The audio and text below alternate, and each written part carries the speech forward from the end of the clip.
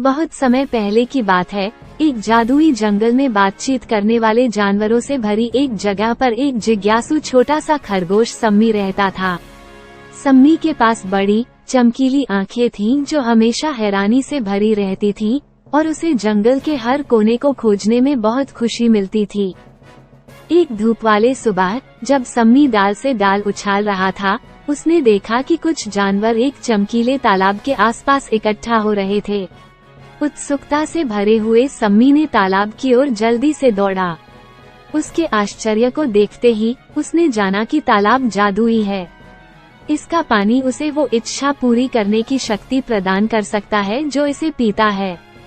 जानवरों ने एक के बाद एक इच्छा की और उनकी ख्वाहिशें सच हो गईं।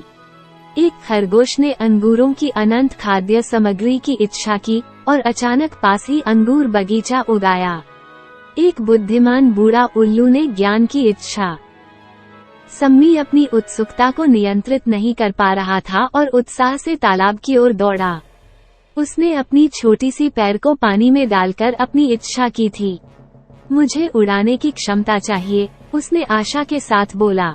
जैसे ही सम्मी जादुई पानी का स्वाद लेने के लिए एक बूंद लिया, उसे अपने शरीर में एक गर्म छिड़काव की अनुभूति हुई। वो अपनी आंखें बंद कर गया और कल्पना की ज्वालामुखी को छूने की अनुभूति की। जब उसने अपनी आंखें खोली तो उसके आश्चर्य को देखकर सम्मी ने समझ लिया कि उसने पंख उगा दिए थे। उसने पहले संकोच से उन्हें उड़ाना चालू किया और फिर आत्मविश्वास के साथ उच्च वृक्ष शिखरों के ऊपर उड़ा। सम्मी खुशी से उछाल रहा था और ऊपर से दुनिया की खोज करने के लिए बेताब था।